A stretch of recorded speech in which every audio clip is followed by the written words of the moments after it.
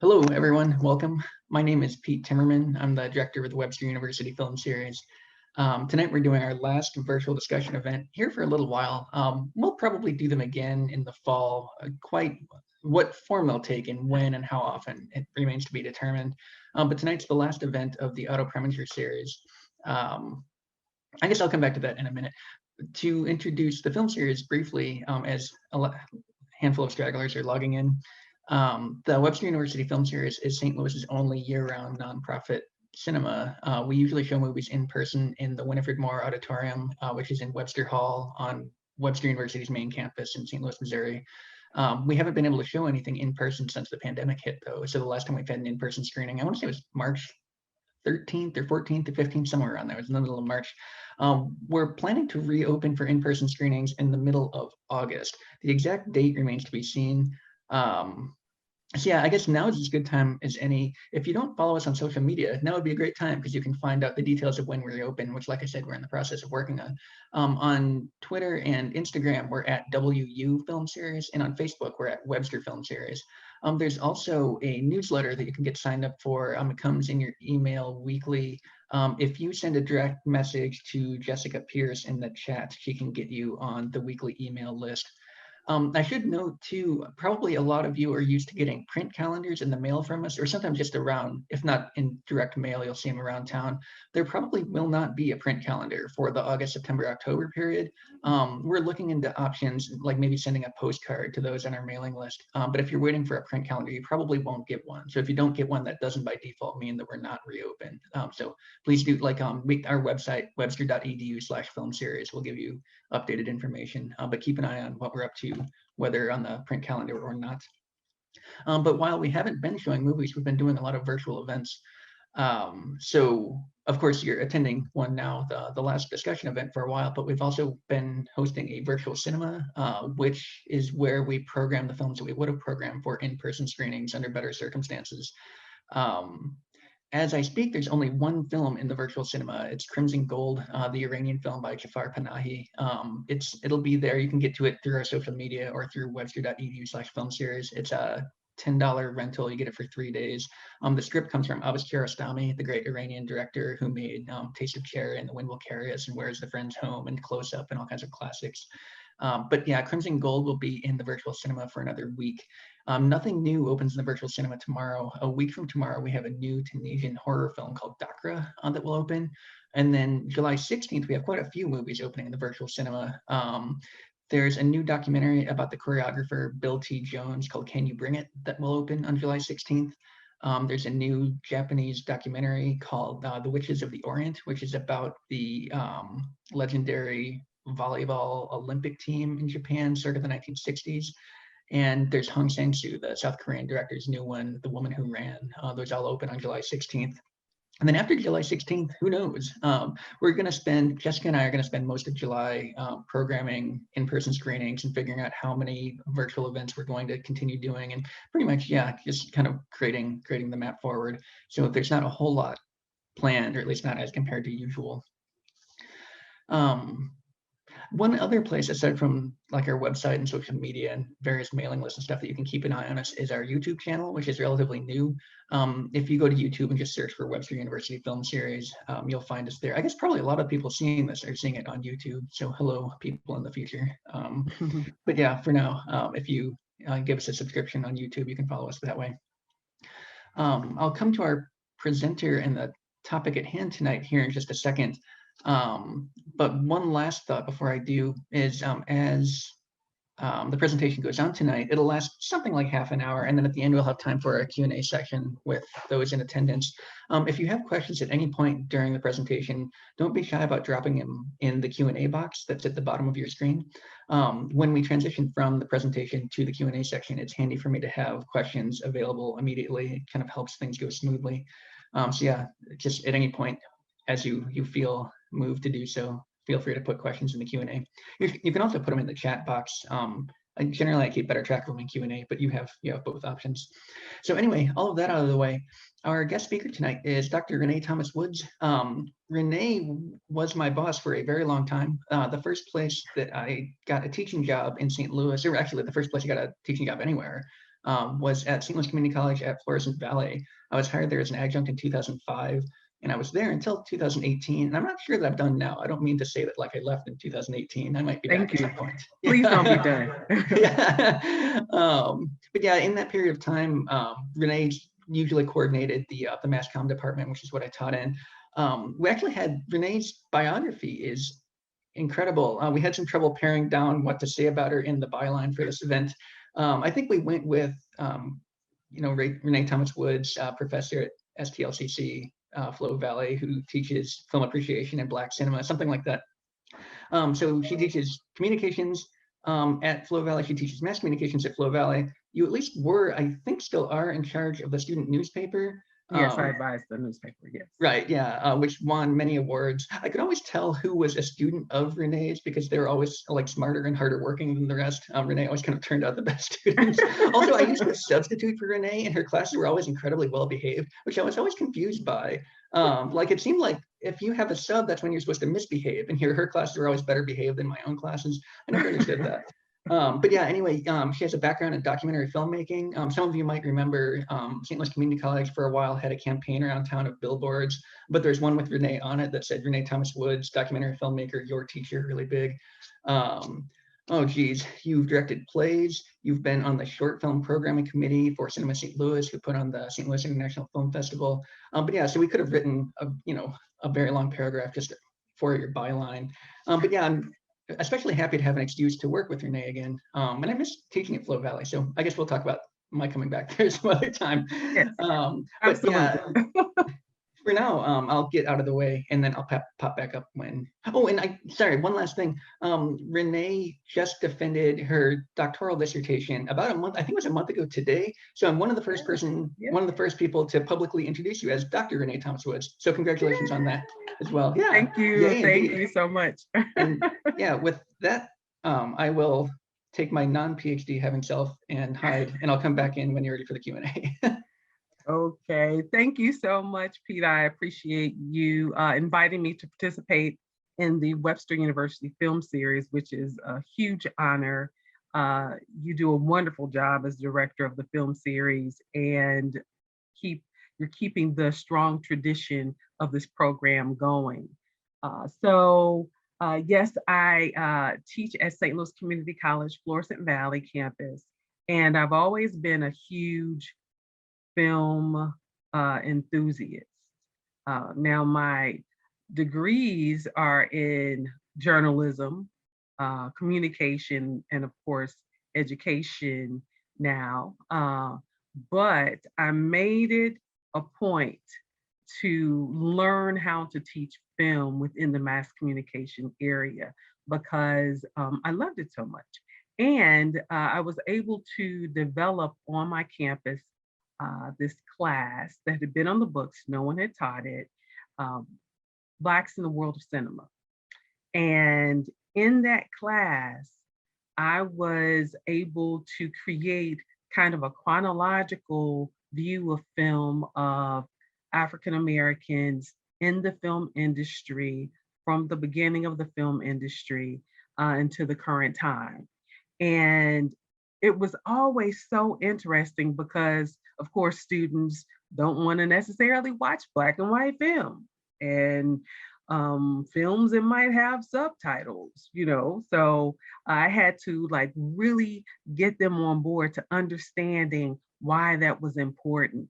And so by the time we got to films like the golden age of movies, of cinema, where I would show Carmen Jones, they started putting it together like, oh, okay, I kind of get it, I understand. And again, Carmen Jones is not a film that they had heard of. They had heard of Harry Belafonte, they had heard of Dorothy Dandridge, but not really anything about the film.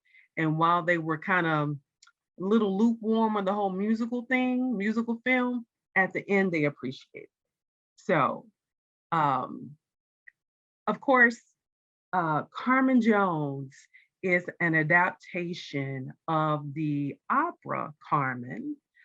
However, before the adaptation into the film of Carmen Jones, there was a Broadway produced show, all African American cast, uh, Carmen Jones. And the film had such big success that it was developed into a film.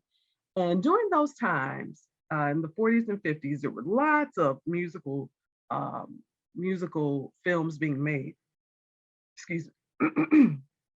And it was, it was tradition, of course, to have a stellar cast, to have these big names, big personalities that kind of drew people to the cinema, to the movie houses, I'm sorry, to the movie houses, to the theater, and then to carry the production. And I think they absolutely did it with Carmen Jones as well.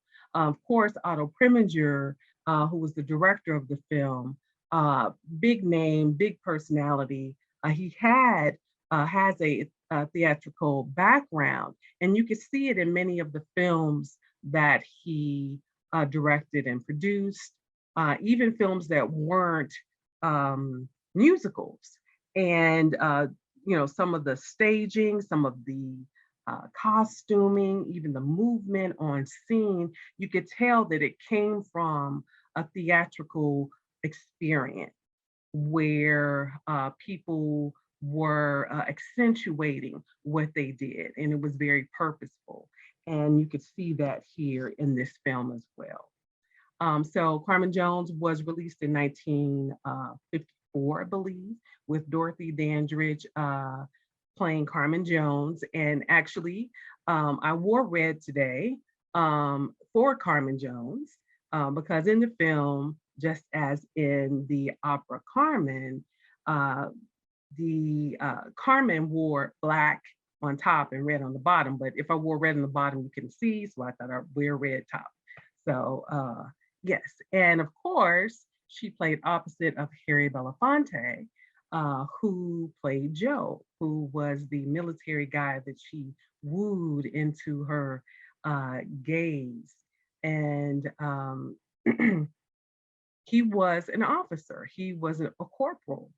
And it was very interesting to me because at this time, 1954, we are, in a time where the country is kind of recuperating from World War II. You have Korean War stuff going on, and for African Americans, the military, even in World War II, was segregated, and there, was a bit unheard of to have African American officers. And during World War II, a lot of people are familiar with the Tuskegee Airmen from Tuskegee Institute in Alabama, where they would train African American Air Forcemen to become pilots. And they fought very heroically during World War II. So I thought that it was an interesting take to make that kind of a backdrop, because in the film, Carmen Jones refers to Joe, played by Harry Belafonte, as Flyboy. So if you've seen the film or heard much about it, you will see that. So one of the things that helped to make Carmen Jones' release so big and so anticipated is because of films that had come before it that were musicals with big name cast and had done very well, such as Cabin in the Sky with Ethel Waters and Eddie Rochester Anderson, and Lena Horne, of course. And that was directed by Vincent Minnelli. And if you know anything about that whole the relationships there, you have Louis Armstrong and his big band were in the film. Duke Ellington, was part of that whole musical strong strong musical background that was going on in the country at the time. And then Vincent Minnelli, eventually, I think he and Judy Garland married, and you have Liza Minnelli, who's their daughter. And so it was interesting because in Cabin in the Sky, you can even see some hints of the Wizard of Oz with the house swirling around because of the storm that happened. And in Stormy Weather, another film that was released in 1943, another big name, big blockbuster movie, big cast, Stormy Weather with Lena Horne, Bill Robinson, and Cab Calloway. Again, you have Catherine Dunham, who choreographed a lot of things in that film. So these films had nice big blockbuster success and helped to develop an audience and an anticipation for Carmen Jones. And again, the film was released in 1954 by 20th Century Fox Studios. And we kind of talked about this, adapted from Carmen the opera and the Broadway stage play that was produced by Oscar Hammerstein as with an all-Black cast. Now, one of the things that was really interesting to me about this film is, and we'll talk about it a little later, there were a lot of people who had issues with the film, but I thought they did a really good job of putting very talented people into this cast who went on to do amazing things after the show. While it was centered on Carmen Jones as the lead and Joe as the opposite lead, there were some really phenomenal things going on with this cast. So the sergeant in Carmen Jones, who was over Joe Belafonte's character, was Brock Peters. Brock Peters, a lot of people probably remember him most from, I didn't mean to go that far. Brock Peters is most commonly known for his work in To Kill a Mockingbird. And that was released in 1962. But I think that, work like this that he did in Carmen Jones helped set him up for many roles that came after that and prepared him and helped people catch the eye of Brock Peters to be considered for roles like the one he did in To Kill a Mockingbird. Another part of the ensemble cast of I keep doing it, I'm sorry, of Carmen Jones included Pearl Bailey, who was an actress, a singer, a comedian, Joe Adams, who played Husky, the boxer in the film, and of course, Carmen Jones, played by Dorothy Dandridge. But a lot of people do not realize that Diane Carroll was in Carmen Jones. I know the first time I watched the film, I was very surprised. No, that's Diane Carroll. Yes, that was Diane Carroll. And look at them. Look at the pageantry. Look at the costuming. And so this goes back to the influence of Otto Preminger and his experience with theater and wanting to make sure that he made the characters stand out and help to make them pop on the screen. But so Diane Carroll, while she was in Carmen Jones when she was very young, this was 1954, she also is, I think, most recognized, depending on your age, from her role in Dynasty as Dominique Devereaux in the 80s. But she also played in the TV series Julia in 1968, from 1968 to 71. And she was one of the first African-American women to have a lead role on a major television show. and that was pretty significant. She was also in the film Claudine, and she might be recognized by some of you all, from her role in Eve's Bayou, and even I think she was in Roots. She was in Roots as well. Next Generation, which Brock Peters was in as well, the 1979 version, not the original one, but the Roots Next Generation, which came out in 1979. So this film helped to catapult a number of people's careers.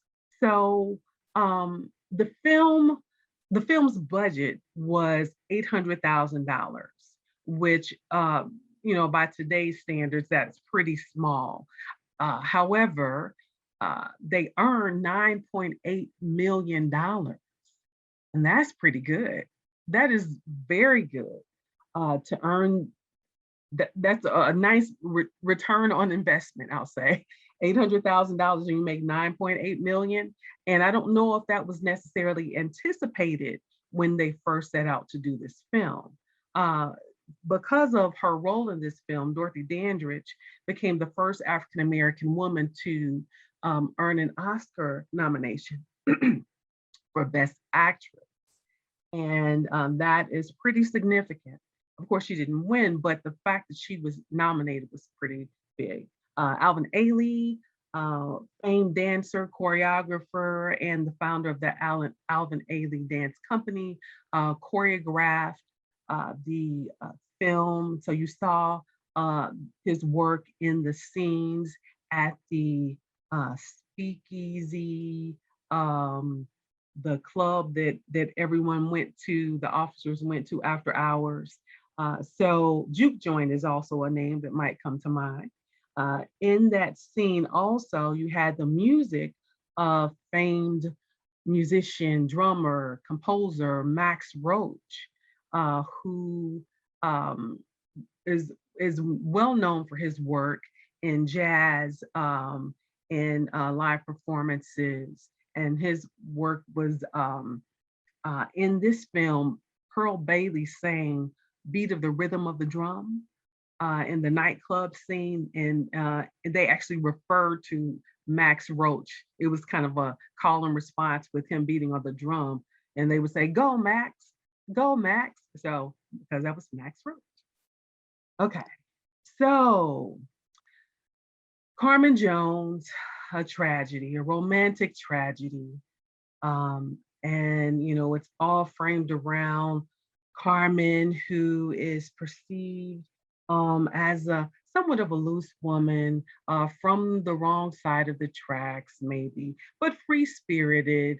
She didn't come from very much a rural environment, didn't have much, but she had her looks and she knew it. And she used her looks to get what she wanted. And she knew she had a beguiling sense about her, and that she was charismatic and very attractive. So a lot of the men in the movie, in the cafeteria when they were at work, she worked in the Air Force's factory where they stuffed the parachutes for the pilots and those who would jump out of the planes. They would, make and stuff the parachute. So she worked there, and there was, in the beginning of the film, there's a scene where they're in the cafeteria, and you see the men kind of flocking to her, trying to get her attention, asking her out on dates, and you see some women, who want to be like her, well, hey, if you leave some for us. And then, of course, there's some who despised her because she was so attractive and everybody wanted her attention. Men wanted to be with her, women wanted to be like her, right? However, she had some vulnerabilities, and she set her eyes on Joe, who was an officer in the Air Force, straight and narrow, good guy, was actually engaged to be married to a woman. But Carmen set her eye on him, and he kind of got caught up in her web. He was, I think, kind of in a way, if you look at the film, it's kind of like he was tempted by the idea of what could be, right? The spontaneity of her, um, and not his like straight and narrow predictability. This was almost a rebellious act to go off and allow himself to be um, tempted and be attracted and get involved in a relationship with her. But it didn't completely, it wasn't completely him just allowing himself, because she was arrested for fighting in the cafeteria. Joe was sent to take her to the jail in one of the military jeeps, and so they spent time together while there was conflict, of course. Wasn't the typical boy meets girl, but there was that back and forth that they experienced. Um, and eventually he saw her for who she was. I went too fast, sorry. He saw her for who she was, and appreciated her as she started to appreciate him. However, he was engaged to a woman from his town, really nice woman played by Olga James, and Cindy Lou is her name. Just sounds so sweet, right? Who wants to hurt Cindy Lou? Well, Carmen didn't care because she had her eyes set on Joe. So it was interesting that um, Joe became obsessed with Carmen Jones, so much so that during an altercation with his sergeant, played by Brock Peters, he winds up shooting him and killing him. And he realizes he has to get out of town.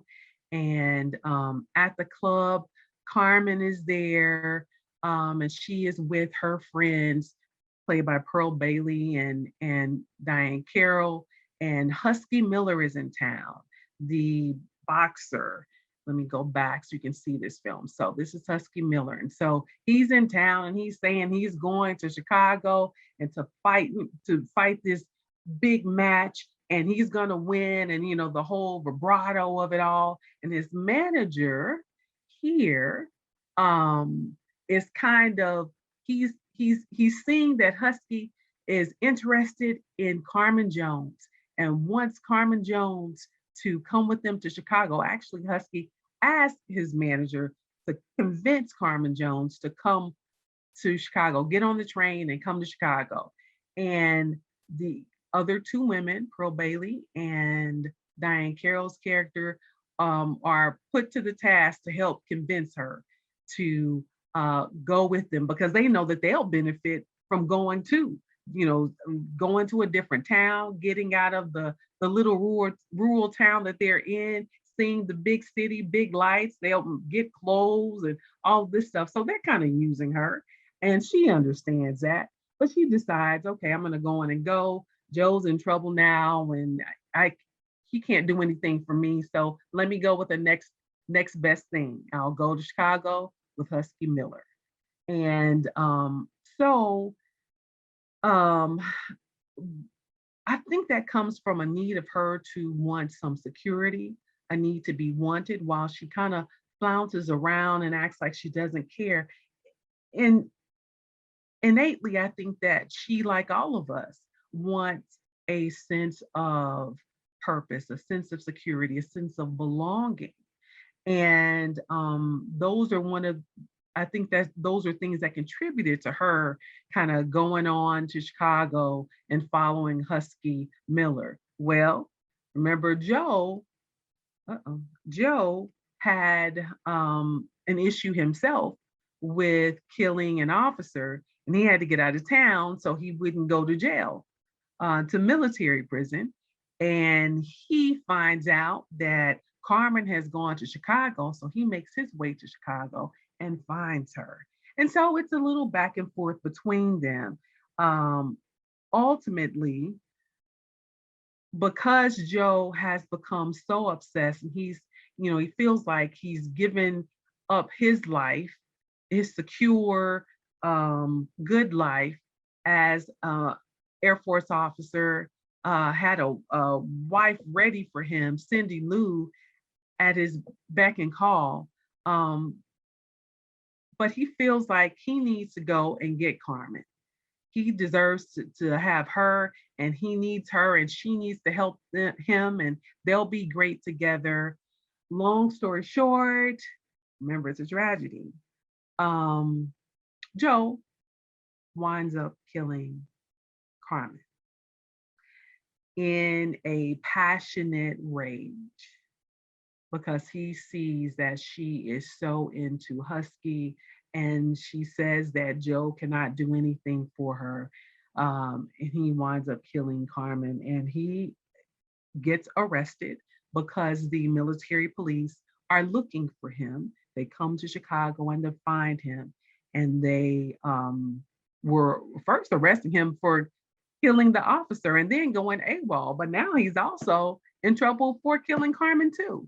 So he was trying to run away from his problems and ran into more, and was heading back to be court-martialed. So, we mentioned already that the film earned $2.8 million, right? This was, Dorothy Dandridge, beautiful, Harry Belafonte, beautiful, drew a lot of people to the film, but not everyone was impressed. Not everyone was happy about the film's making, or how the angle the film took. And one of those people was the famed writer, James Baldwin. And in his writing, his book, Notes of a Native Son, he wrote an essay, Carmen Jones, The Dark is Light Enough. He was upset that that Preminger and Hammerstein did not really give the film, the script and the characters real life as African American people living in the United States. Now, you saw the backdrop in the film of the segregation, but it wasn't really addressed. You just saw in the cafeteria, there were only African American men and women who worked at this plant, this facility, and they were all in the cafeteria together. All of the military officers who were together were African American. So there were hints of the real life that African Americans experience, but it wasn't directly addressed. And so, as well as outside of the military base, even the language. James Baldwin talked about how the language, the dialect that they had the characters sing in, was not necessarily a reality for these African American people.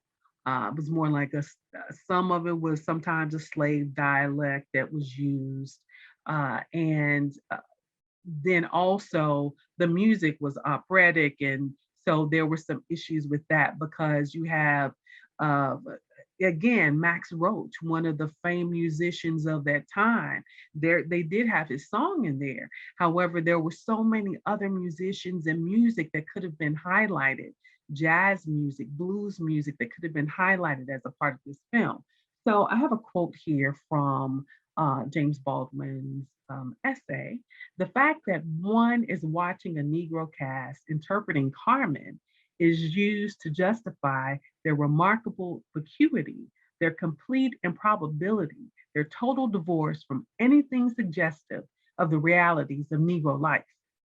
And it was really interesting. I'm glad, thank you again, Pete, for mentioning the conflicts that Baldwin had with the film, because I was actually unaware of it. I knew that there were some issues, but not to the extent that were displayed in his essay that he wrote. So he had more criticism than congratulations for the film, and he said that the film may have pretty much come short of doing what it could have done because he felt like their personalities weren't used to the fullest extent. He really didn't like the fact that he felt like Harry Belafonte and Dorothy Dandridge were kind of whitewashed, that they were kind of a bit sedated. And what we saw on film was just they kind of used their sex appeal more than anything to make the film. And he felt like Pearl Bailey, the way her character was used, her portrayal, and her singing of songs and what she added to the film through her dialogue and the script was much stronger and more realistic than what we saw from Dorothy Dandridge and Harry Belafonte. So he was basically saying, okay, so you just threw some Black people in this film to make us, make us feel like you were doing something for Black people, but this was really not Black people. It was Black people playing white people for the most part. And so he really had an issue with that. And so that was part of his critique. However, he was not the only one. The critic from the New York Times also had some issues with the film. While he liked the film itself, he thought that there were some inconsistencies. And I'm sorry, I did not in the book that I got the critiques from the New York Times. They didn't have the writers' full names. They just used their initials. It's And I didn't Oscar have Crowther is his name. say it Oscar again. Crowther. Okay, Oscar okay, Crowther, thank yeah. you. Yeah. Yeah, and I didn't have time to research to go back through and find it, but thank you so much. So it's like A.O. Scott, one of the current reviewers. I've always wondered what the AO stands for. I guess so, but I guess he's keeping with this tradition. So thank you, Pete. See, that's why I gotta have you back at Flow Valley. You just know so much. What it's worth, AO, the A is Anthony. He goes by Tony. I don't know what the O is, yeah. Very cool. See, I should have known you would know. All right, thank you. So Crowther says that in essence, it is a poignant story. It was in the opera of Bizet, and it is in the rich nostalgic folklore of the American Negro in the South. But here, it is not so much poignant as it is lurid and lightly farcical, with the Negro characters presented by Mr. Preminger as serial comic devotees of sex. Like, wow. Wow. So I was kind of surprised because when I saw the film, and I know, the first time I saw it, I was much younger. I was just in awe that Hollywood had made this film with this all Black cast. And I was enthralled with that and the idea that, they had taken this from an opera and, just like, wow. And so I had not really examined it like these two critiques had as devotees of sex. Like, really, that wasn't the first thing that came to my mind, because I thought of them as real people at a time where there was strife and conflict. This is also at a time where, if you look at historically in the 50s, it was almost like the second or third wave of the Great Migration of people from the South African Americans moving away from the brutality and racism of the South and the Jim Crow traditions in the South that held African Americans down and treated them as second class citizens, and them moving to the North to take advantage of this booming American economy after World War II, going into the cities and trying to find jobs and housing. So I looked at the film in that light. And so it wasn't until I, kind of took a second look at, I see how they could be viewed as using their sexuality, sex appeal to kind of carry the film, even though it wasn't just about sex. I thought it was more about people needing other people, people needing a purpose in their life, people needing security and wanting to find love, and wanting to make a better way for themselves, whether that was economically, whether that was emotionally. So I thought it was very interesting that these two critics kind of had some of the same responses or reactions. So continuing, there's nothing wrong with the music except that it does not fit the people or the words. But that did not seem to make much difference to Mr. Hammerstein, or Preminger.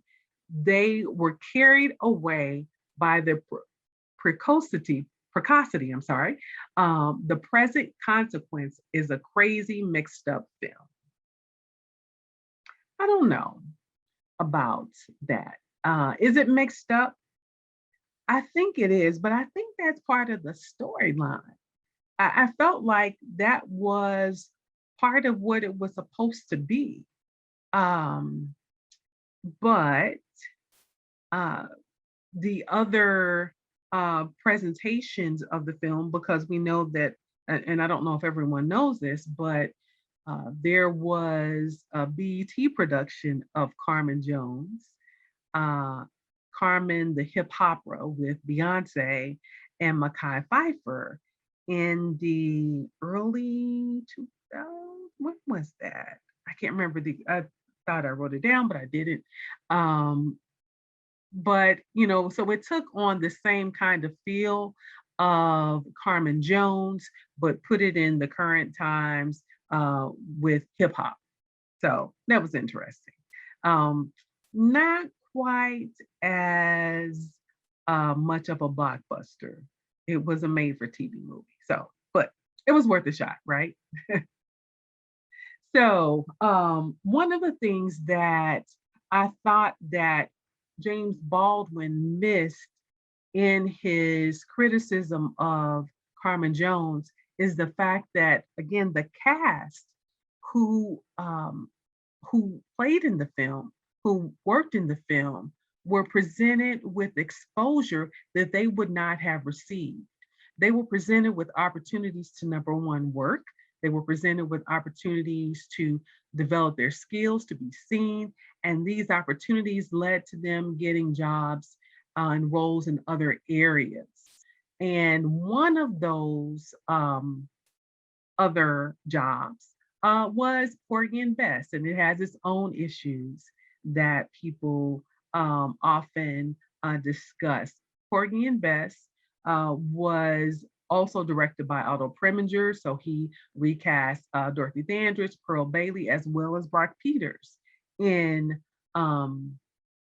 Porgy and Bess, the film, which you could see a lot of, was a theatrical production, and they made it into the film. And so now we are more accustomed to thinking of it as a theatrical musical, more so than a film. And this was released in 1959. So you will see some of the same people, and I like when directors do this, when they find people that they like, that they worked with before, and they feel confident will who will do the job that they need them to do for that particular role or film, and use them again, but then also bring other people on, newer people, maybe unknown people, bring them into the fold and give them an opportunity to learn and to get exposure and to do things with some seasoned actors and professionals as well. So another film that Dorothy Dandridge and Harry Belafonte played in together after Carmen Jones was Island in the Sun. And so this film had some very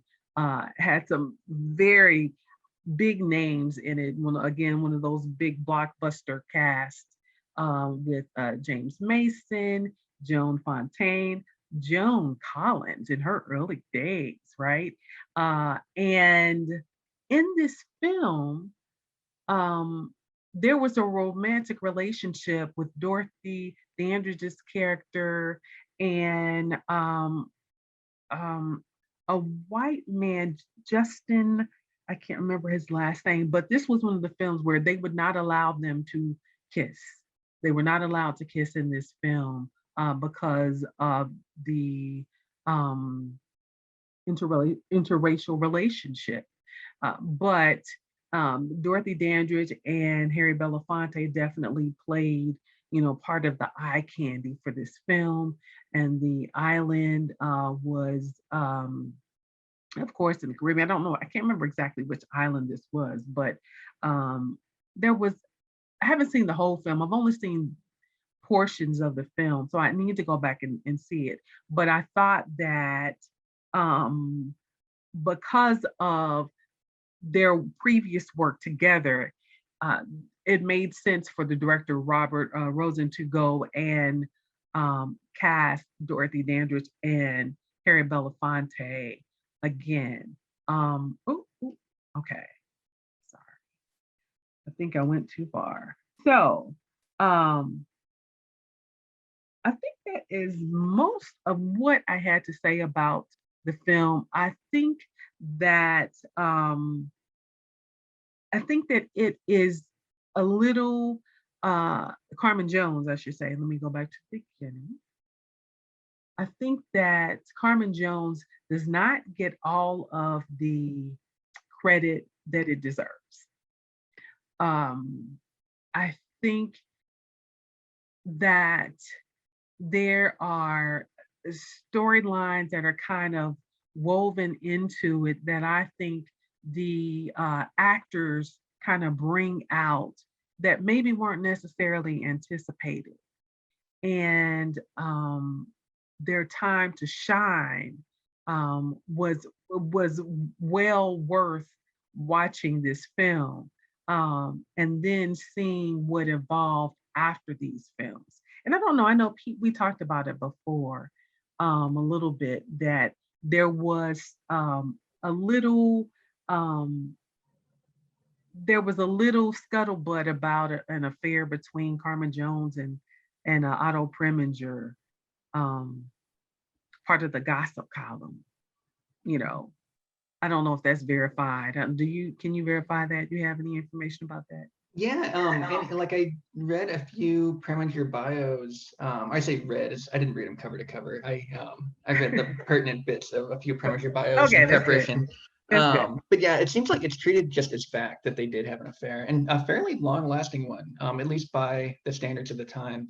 They were sort of unofficially together for, I want to say, something close to 10 years. Right, yeah.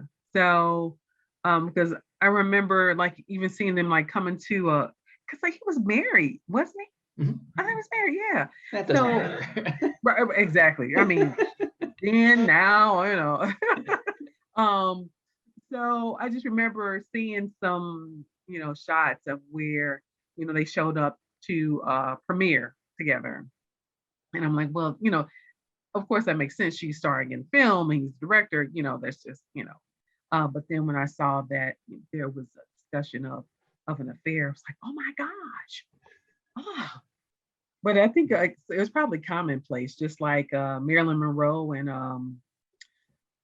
John F. Kennedy, so right. And so sadly, Dorothy Dandridge did pass away from some, they said it was an overdose of sleeping pills or something.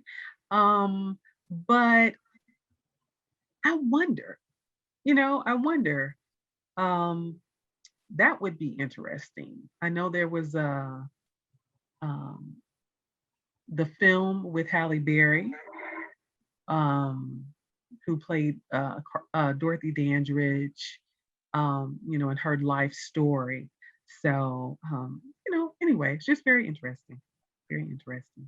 So thank you, thank you for asking me to talk about Carmen Jones for the Yeah. series and Otto Preminger, of course. Yeah, thank you so much. I've got a few questions of my own, and so far there's one from the audience, and I'd encourage other people to offer their own. Um, Let me see. I guess I'll start with one of mine as people type theirs in. Okay. Um, oh, where to start? I guess, okay, how about this? As a little bit of background for those of you in the audience, when I was putting this Preminger series together, I knew that Renee had Carmen Jones on the Black Cinema class. So I emailed, it's like, oh, I've got a good excuse to talk to my old friend Renee. So I emailed Renee, I was like, hey, do you want to present about Carmen Jones? Renee's like, yes. And then I came to find that it seems like a whole lot of people don't like this film, which you talked about in your presentation, which I didn't know. I'd seen it a couple of times, but not too recently. It wasn't fresh in my memory. So then I was like, oh, geez, do you even like, because you show like Birth of a Nation in the Black Cinema class too. Like Right. I didn't want to take for granted that you like this film. But Right. so I came to find that it seems like a lot of people's grievance, and I mean just more like casual film goers for the most part, is that the music is bad, that it's a musical, but the music's not very memorable. But Mhm. none other than James Baldwin had a great quote on that I took the liberty to write down. So on the music, James Baldwin said, "It has never sounded so bald or sung so badly or had less relevance to anybody's life than in this production." Do you think that Preminger would have had better luck if he had just scrapped the musical elements and directed this as a non-musical film? Like, you see the musical as being an because I do like this film. I rewatched it in preparation for this event. I still like it, despite what other people say. But yeah, the music isn't especially memorable for a musical. I wondered if you had thoughts on that. Yeah, I agree. I think that it would have been fine as a regular film. I know he did do a few other musicals, but I think he would have been able to do this just as a regular narrative film with no problem. However, I also know that he did not have Carmen Jones, Dorothy Dandridge sing. There was Marilyn Horne, I believe, who sang her parts. And I mean, Harry Belafonte was a singer, and he had someone sing for him. So it wasn't completely authentic, for them. So, but I think he was trying to play devil's advocate. I think he was trying to, stay consistent with the opera. That was the part of the link. And I understand that, but I think there were some pieces that were kind of taken away uh, from from what the film could have been. I agree. Well, it's interesting. I like Harry Belafonte's voice a lot better Yes, than the person that dubs him. I was exactly. reading that it's because he doesn't, Belafonte doesn't have the operatic range. Same with Dorothy Dandridge. That's how they came to be dubbed. But I'm not sure I've ever heard Dorothy Dandridge's singing voice, but I like Harry Belafonte's better anyway. Right. Well, but the thing is that you could have easily changed the the key that the music was, written in for them to sing. You know what I mean? If that was it, I just feel like but you're right, the range is, the operatic range that they needed probably wouldn't have been enough, because while Harry Belafonte has a nice voice, it's not the strong, deep voice that you would need to sing operatic, but even in the film, there were parts where when they got to the singing parts where it was a little pitchy when he got to the upper levels. And I can't remember who did the voiceover singing for him, but they may as well just have had Harry Belafonte. Yeah. If you've got him, why wouldn't you use Right. him? And Dorothy Dandridge, she and her sisters had an act. They performed, across the country. So she was a singer and a performer. So it's not like she couldn't have done it either. So Right. There's a fun fact on that front. You just reminded me. Apparently, Dorothy Dandridge had to do a screen test for this movie, but it was delayed by a couple of weeks because she was in St. Louis. She had an obligation at the Chase in the Central West End. So yeah, this movie was delayed by about 2 weeks because Dorothy Dandridge was here in St. Louis. wow. And but hold on. On that note, there's another St. Louis connection because Pearl Bailey, I missed talking about Pearl Bailey's work because she went on to play Dolly and Hello Dolly on Broadway. And she earned a Tony for that. But she was also in St. Louis Blues with Nat King Cole and Ruby Dee. So another St. Louis connection.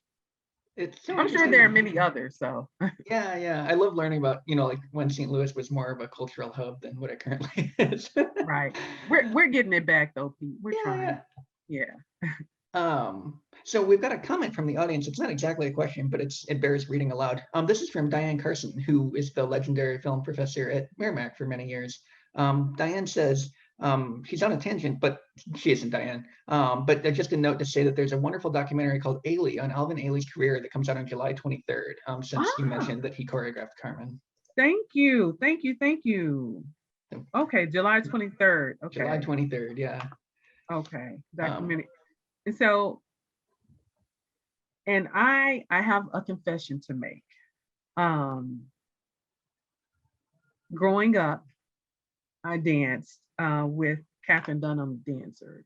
I took classes. That's not a confession. That's a brag.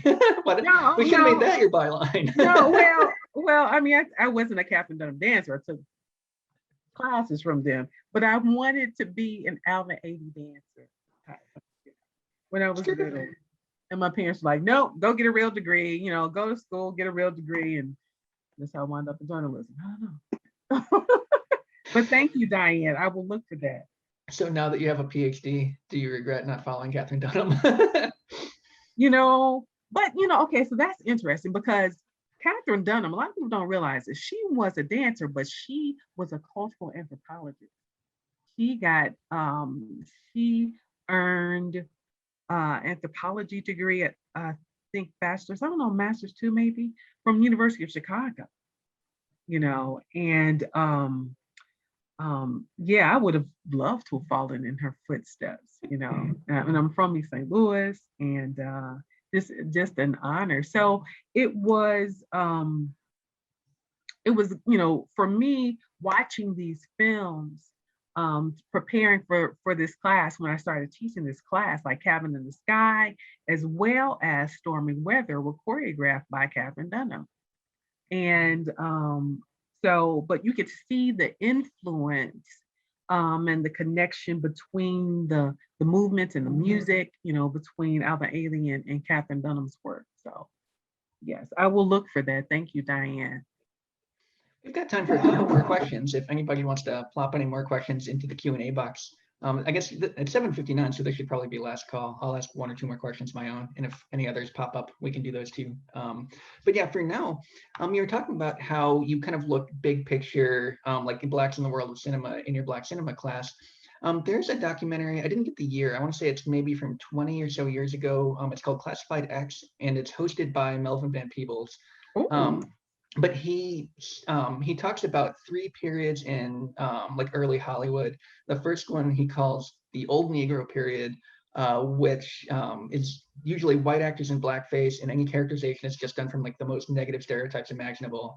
And then there's the New Negro period, which is the war years, like 39 through 45, where there were Black characters who were more positively portrayed, but they're usually played by like white actors, like they were light-skinned Black characters played by white actors. But then when this film came out, he calls that the No Negro period. And he says that, like, for the most part, 50s through the mid 60s, there just aren't depictions of Black people basically at all, negative or positive.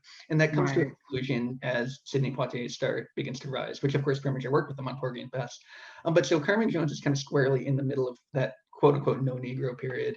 Do you think this is an important stepping stone? And like, is this film to come out at this time, 1954? Is this a good thing? Is it progressive? Is it regressive? I mean, like, I feel like it's at odds depending on, like, I don't know, my own reaction to it is at odds with James Baldwin's, but I have such like huge respect for James Baldwin. I was kind of wondering where he fell on it. Like, is this good? Is it bad? Is it some of both? I think it's some of both, but um, you know, people criticized African American actors who took on the mammy roles, and Uncle Tom roles, back in the 20s and 30s. But if it were not for them, we would not be where we are now. At some point, someone had to decide they wanted to work, and this is what they wanted to do. So they took on those roles, but they helped to advance the perceptions of African Americans as they went along.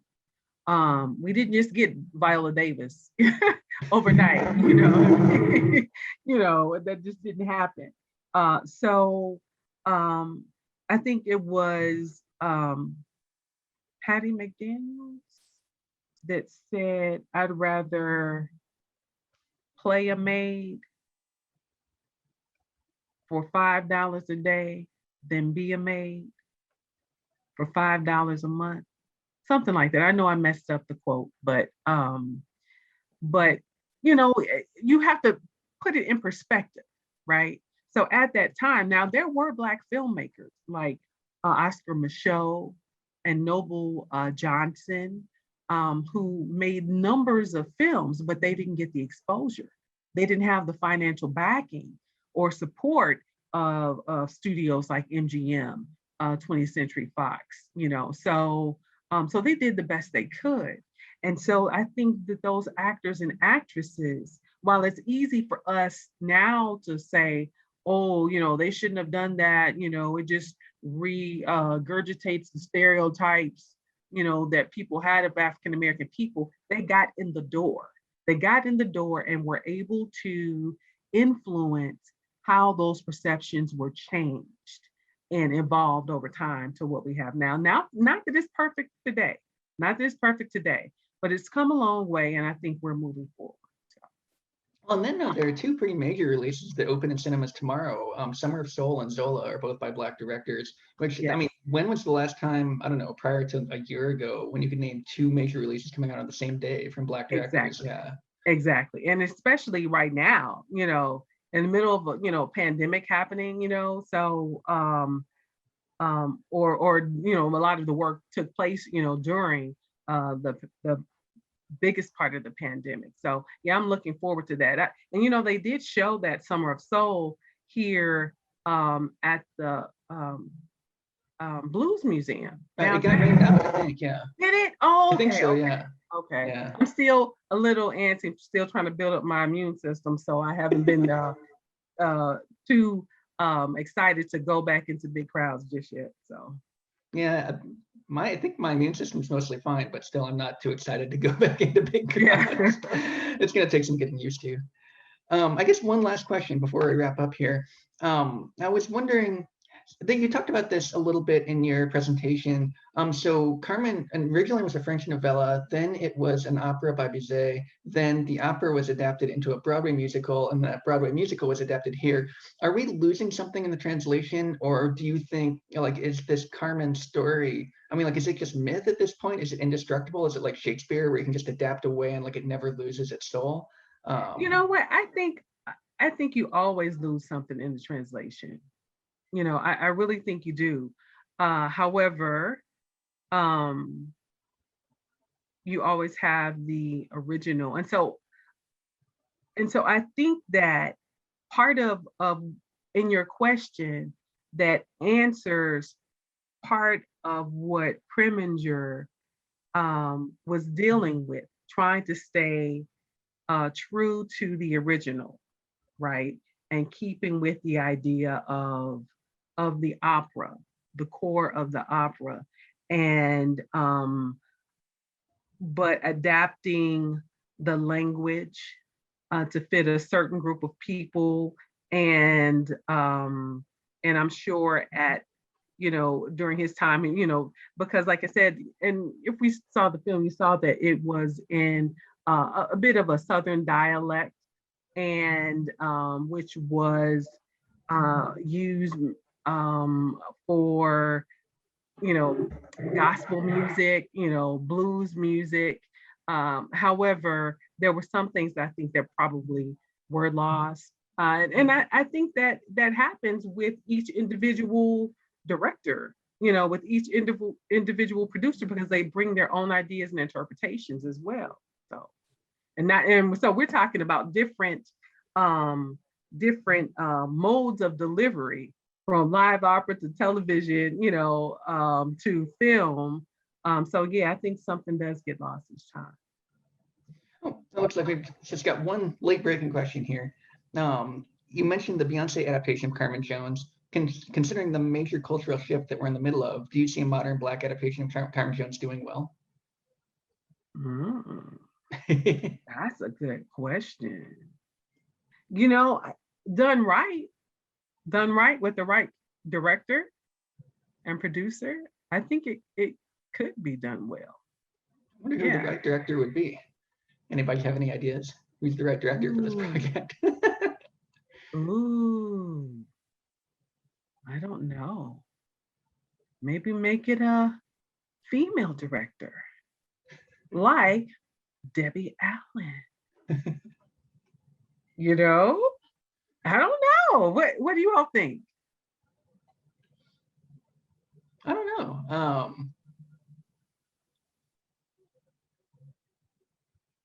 Oh geez, I'm trying to think of musicals that I've liked.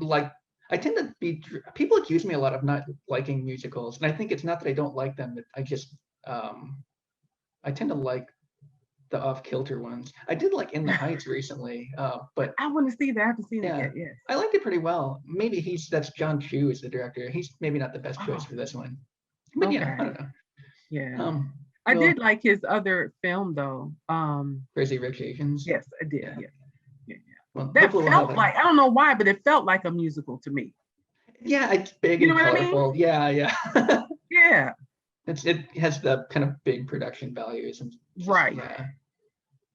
Right. All right. Well, we should probably come to a close. Hopefully, an enterprising maybe commenter on YouTube will have a good idea about who should direct our new adaptation. But thank you so much, Renee. It's been a real pleasure, and I'm sure I'll talk to you soon. But I'll find some excuse to talk to you in the near future, I'm sure. Thank you all. Thank you all for tuning into Zoom for the next Webster Film Series presentation. Thanks again, everyone. Thank you. Bye-bye. Thanks, Pete.